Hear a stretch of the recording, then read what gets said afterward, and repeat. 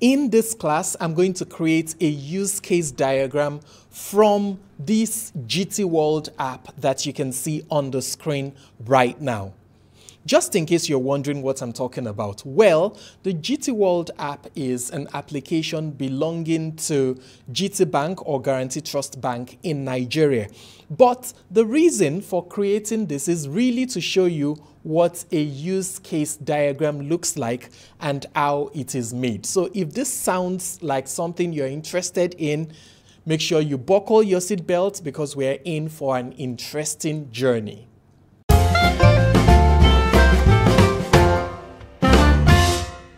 My name is Olumide Adeleye and I am your business analysis coach. Make sure you leave a like, leave a comment, leave a thumbs up so that I can know that you're learning from this channel. And if you've not subscribed at all, please click on the subscribe link right now so that you can get more and more of my content. So like I said, we're going to be creating a use case diagram for the GTWorld app that you can see on your screen. But let's begin from the very basics. What exactly is a use case diagram? Well, a use case diagram is used to depict use cases, okay? And essentially what that implies is that you're using the diagram to show the different possible interactions that a user has with a system.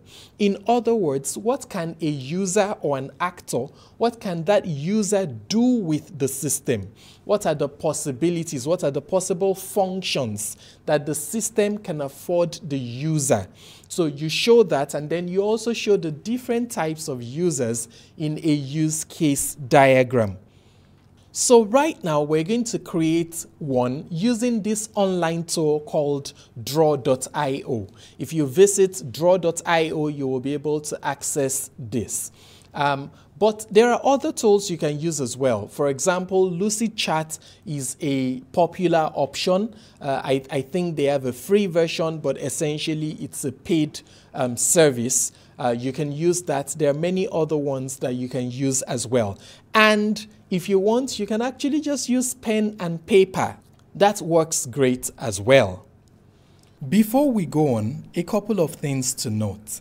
First of all, this is purely for training purposes, and typically you wouldn't look at the completed solution and then start creating the use case model. This is kind of like putting the cart before the horse, okay? So the normal thing is that the use case model comes so that you understand the system ahead of development, okay? So I just wanted to make that clear. The second thing that I would like to make clear is, because this is just for training purposes, I'm not going to be going over every possible use case that can be found in this solution. There are many things that you would see that are use cases or potential use cases. Feel free to add them in your own diagram. I will just pick some of them so that you can understand the concept and so that we can focus on learning, which is really the aim of this. Okay, I think if I could add one more point to that, it would be that I don't work at GT Bank. I'm not exactly sure of how their system works. I can only derive knowledge from what we can all see. Okay, so if it doesn't work exactly this way, I believe that you will understand why. So let's get right into this. Now I have draw.io open and I want to create this use case diagram. The first thing that I'm going to do is to define the system. So there are essentially 4 parts that make up a use case diagram or a use case model. One is the system, 2 are the actors, the third one is the use cases, and the fourth is the relationships. Those are very important parts of a use case diagram. So let's get right into that. First of all, let's begin by drawing the system. The system is represented with a rectangle. So I am creating the rectangle right now to represent the system. So this is the system, And the rectangle, the parts of the rectangle, the lines, represent the boundary of the system. In other words, anything that pertains to that system would be right within the boundary, within the system boundary. So let me lock that into position so that I can work without it moving from place to place. So right now I have a rectangle that represents my system. It is also a good practice to name that system. So I have to name it. So let me call it GTWorld app system. Okay, so that's my system. So I'm going to give it a name. So I have given it a name, and I can make it a little more conspicuous. Okay, I think it's great like this. So I have GTWorld app system. And so I have created the system, I have defined the boundary, and I have given it a name. The next step is that I am going to show the different actors. So to represent actors, I'm going to make use of the matchstick figures. Okay, so this is the depiction for an actor. Okay, and who's an actor? An actor is essentially a role, a user role that interacts with the system to achieve a specific purpose.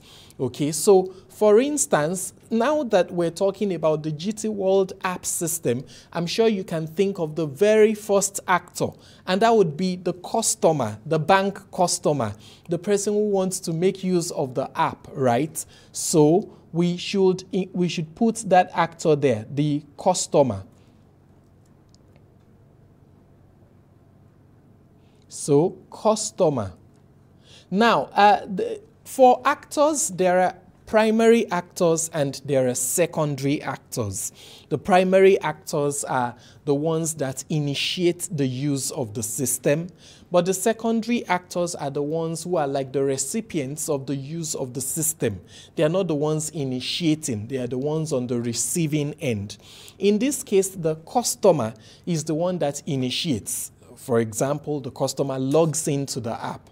Okay, so the customer is the one who initiates the use of the system. The customer is the one who's going to carry out the different functions that we're going to list. But there are other actors that are going to interact based on that initiation. Those are the secondary actors. Okay, so for instance, I can think of a situation where we're going to have bank staff. So let me add that as another actor. So the bank staff, well, specifically, I think that in the case of this particular app, that would be the bank account officer. Okay, so let's just say the account officer. So you tend to name the actors in terms of their roles, okay, as against being overly specific. But I think that in this case, I think it's okay to call it the account officer. So we have the customer, we have the account officer. I'm sure there must be other actors, but maybe we'll be able to think of them as we go on. So let us now come up with the use cases. So that's the third thing. Right now, we've talked about the system and we've defined the boundary. We've talked about the actors. Now let's talk about the use cases. So what are the use cases? The use cases are the different things that the actors can perform with the system. So use cases are depicted using the oval. Okay, so this is used for a use case. Okay, so right now, let us put out the different use cases. And in this case, since we're making use of a completed system, I mean, we're looking at an app that has already been deployed, so it's already complete. It means that just by looking at the app, we can tell what the use cases are. So reading through the app, I can see transfers, so that tells me that there is a use case for transfer funds. Okay, so transfer funds, that's a use case. I can see Other use cases. So payment. So I can see, let's say receive, let's say view payments. I think that's a more accurate way of putting it. View payments. So in case you're wondering, I am actually naming the use cases using a verb-noun structure. So I'm saying things like transfer funds, view payments. Why? Because that's the convention, that's the standard. Okay, so view payments. I can see another one which is buy airtime and data. Okay, so let's pick that, buy airtime and data. Okay, let's have yet another one. That would be view transaction details. View transaction details. Okay, view transaction details. And then let's have, I can see cash out. I'm not sure of exactly what that is meant to mean within the GTWorld system. I'm sure they have an explanation for it. For the purposes of this class, I'm going to skip that because that's not a feature that I use on the application. I can see my account manager. So let me put that as view account manager.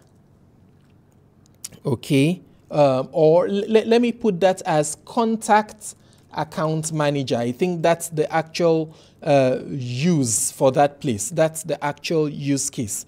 So contact account manager. I can also, let me pick one more of the different things that I can see here. I can see apply for loans. So this system is becoming too small for me. So let me expand it.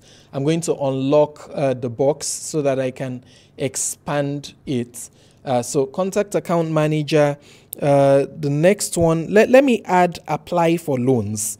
Let me add that to what we have here. So apply for loans.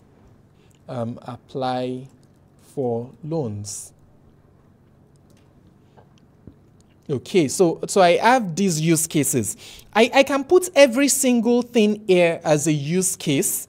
Okay, please note that I am just trying to work within the available space. I don't want this to become complicated because this is just meant for teaching purposes. Okay, so feel free to include everything as a use case. I just decided to pick some of the most important ones.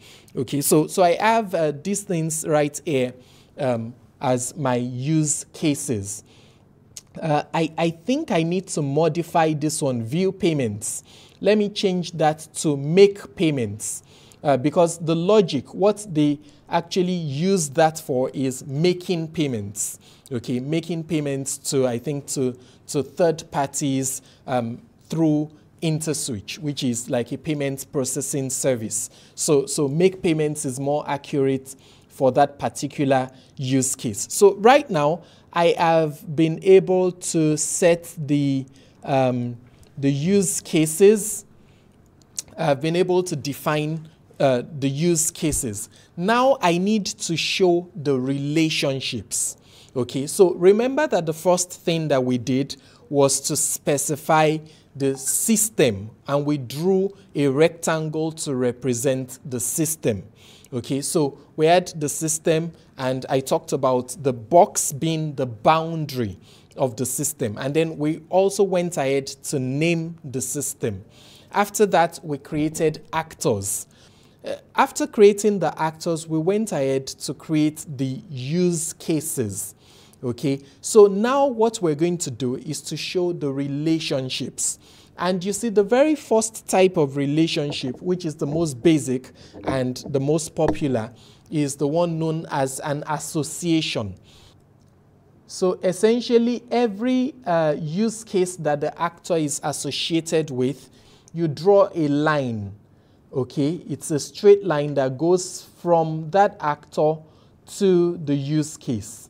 Okay, that's an association. So the actor, the customer, is able to transfer funds, able to make payments, able to buy airtime and data, and so on.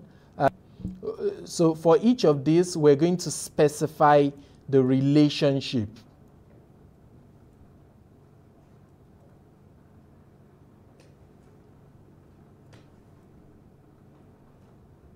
Now we've specified the relationships, the association for the customer. But how about the other actors? So right now we've specified just one other actor, and that's the account officer. But I can actually think of another actor, because now I'm looking at the make payments use case right here.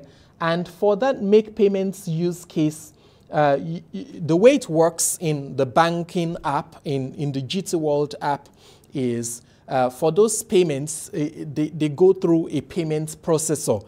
In Nigeria, that is, I think, InterSwitch.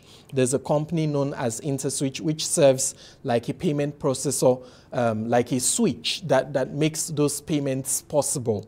Okay, so essentially, that's the actor that we need to include now. So we need the payment processor. Okay, so let's put that right here. Let's add the payment processor.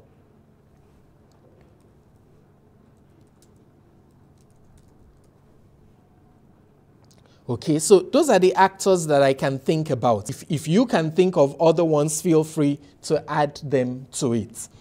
So right now, I can think of a relationship for transfer for... So for make payments, we're going to have a relationship to the payment processor. Okay, so that's make payments. For buy airtime and data, I can see I can see the need for yet another actor. Okay, so for buy airtime and data, we're going to need the airtime company, or the telecoms company, or the network provider. We need to add that. That's an actor as well. So let's say the telecoms provider. Okay, so that's that. Right there we can have, let's have buy airtime and data, and let's link that to the telecoms provider. Okay, let's see. I believe that to contact account manager and apply for loans, these two are use cases that have to do with the account officer. Okay, the account officer would have to view at his own end, maybe to approve the loan if it is not an automated process. And of course, if the account officer is contacted, the account officer gets to see it and is able to respond. So I think we can specify the associations there as well.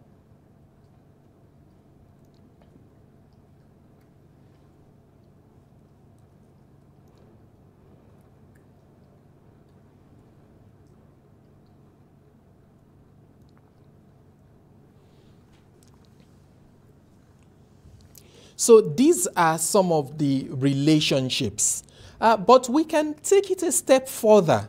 So there are other types of relationships that we can include in this. For example, it is possible if you want to transfer funds, you can transfer funds from savings, or you can transfer funds from the current account. The same thing would go for maybe if you want to view account balance, which we did not specify here. But let's go ahead and create use cases for transfer funds from savings. Okay, so from savings, and for transfer funds from current. Transfer funds from savings, transfer funds from current. from current. So if you look at these two, transfer funds from savings and transfer funds from current, you would observe that essentially it boils down to the same thing. The difference is that we have two different types of accounts. But in terms of the process, it's exactly the same. Whether you're picking savings or current, it's like saying you're doing the same thing that you would do in transfer funds, okay? The only thing is now you're able to pick the specific account that you want to do it from, okay? So that kind of relationship, that one it's like a parent-child relationship. And so this particular type of relationship is known as a generalization. So like I explained, it implies that you actually have things that are branching out from the parent use case, but in reality, whatever applies to the parent more or less applies to the children. Okay, so that's a generalization use case, and you depict that using. So look closely at the kind of arrow that I used to depict the generalization.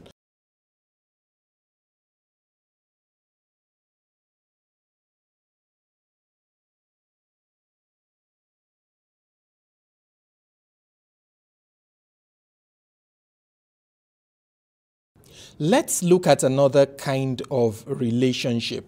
So anytime we want to make payments, it's going to have to first verify that the balance is sufficient. So verify balance. Okay, so we have a use case known as verify balance. On its own, verify balance doesn't happen. Verify balance is a use case that happens when we need to make payments. Okay, of course, there are other situations here in which it also happens, like if you want to transfer funds or buy airtime and data. Those are instances where verify balance would happen. So what that means is that verify balance happens based on another use case. In this particular instance, it is an include relationship. So it is included in the use case of make payments. Okay, so every time you want to make payments, you must verify balance. That is why the relationship is include. Okay, so what you're going to specify there is include. So let me depict that right here.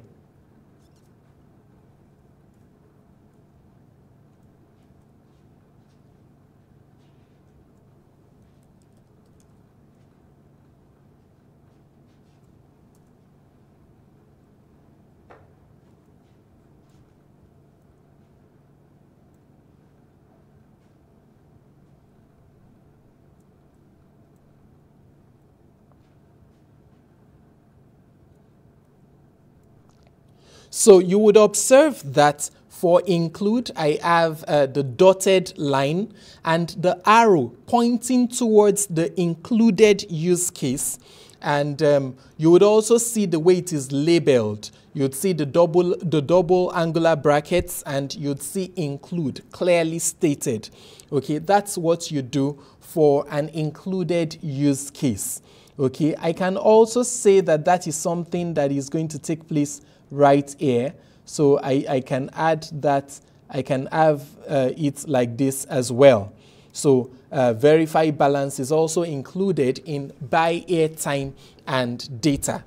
But you see, there is yet another type of relationship that I would want to talk about, and that is the one known as extend. So if you come down over to contact account manager right here, it is possible for me on the app to contact the account manager via email by sending an email. It is also possible for me to make a phone call. So I would be able to call the number of the account manager. So if I come over here, I can add two use cases. So one would be to send email, so send email, and another would be to make phone call. Okay, so make phone call.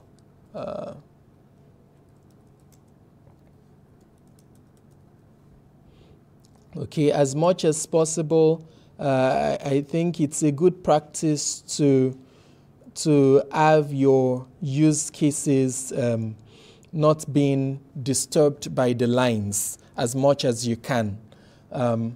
So send email, make phone call. Those are two use cases that I have right here for contact account manager. You know what? So that I don't have too much of crossing, I think I can actually, let me bring this down. Let me extend this. And then now I have space for this. So I've put in two new use cases: make phone call, send email. But you see, I want you to understand this very well. Make phone call is not going to happen without contact account manager. Okay, so it is a use case that depends in some way on contact account manager. The same thing goes for send email. That is a use case that depends on contact account manager. Okay, so what I need to do now is to define what kind of relationship it is. And you see, in this case, it is going to be what is known as extends. Okay, extend. Why is it an extend relationship?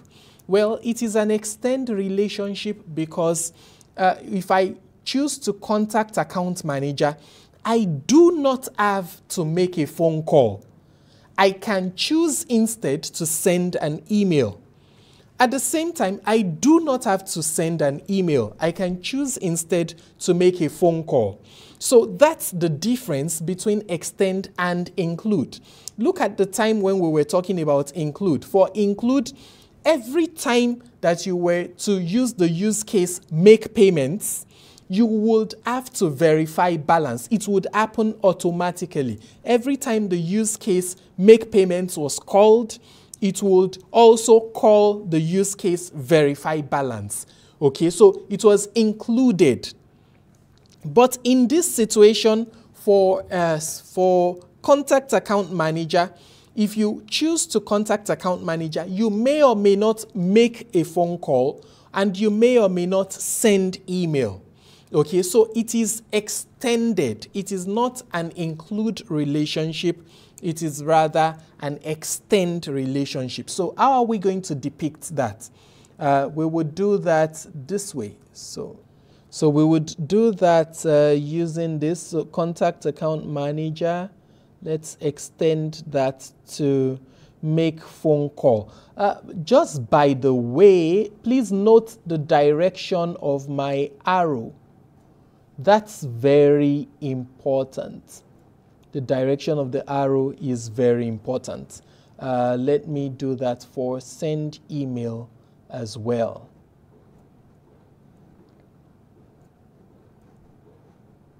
I think I can put a little more space so that that is clearer.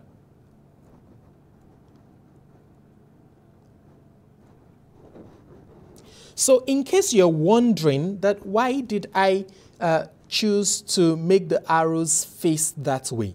Well, essentially for the include relationship, the arrow faces the included use case because that is the compulsory part. It must happen for the main use case to be executed. But for the extend, the arrow faces the main use case because that is the only one that is essential in this situation.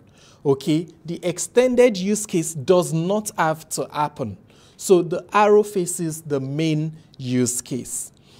So that's essentially how you create a use case model or a use case diagram. It can get more complicated than this. This is a high-level use case diagram. It is possible for you to choose to make it much more detailed than this, but for learning purposes, I believe that this is more than enough for you to understand how use cases or how use case models are created. So I have a course on this. I have a business analysis course. You can join my practical classes by signing up at businessanalysiscoach.com. I also have theory courses that will help you to pass the BCS, that's British Computer Society exams at foundation and practitioner levels, the exams in business analysis. So please head over to my website. The link is in the description. Head over to businessanalysiscoach.com and sign up for my courses, and I'm sure that it would be value for your time. If you've not subscribed to my channel, please do so right away. I promise that you're going to get a lot of value from this channel. Okay, so that's it. That's what I have for you today. I hope to see you in my very next tutorial. Do have a lovely day. See you then.